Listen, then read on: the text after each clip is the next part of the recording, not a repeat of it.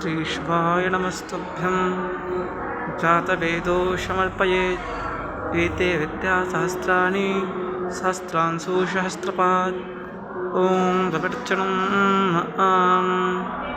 जातवेदं समर्पयेत् तस्य विद्यातमेतस्य समर्पयेतः तत्सङ्कल्पः अतिरोचनं सहस्रांशु सहस्रपातं सहस्रजातः ॐ यज्ञानुजातवेदं सहस्रांशु सहस्रपात् ॐ यज्ञेन जातसहस्रांशु वेदं सहस्रपातः ॐ वेदवाणी सहस्रांशु जातवेदं समर्पयेत् चेततिष्ठानि जातं स जातवेदं समर्पयेत् शिवार्चनं नमामि शमेशाने निर्वाणे रूपं विभुं व्यापकं ब्रह्मवेदस्वरूपं निजनिर्गुणं निर्विकल्पं निरीहं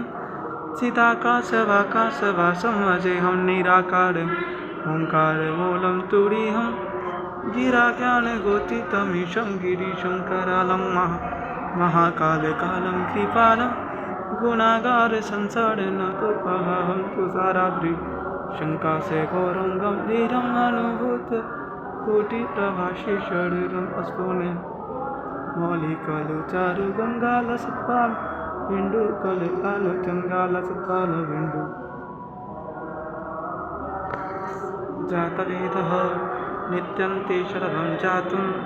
एकावित्तं समर्पयेत् सहस्रांशु च वेदांशु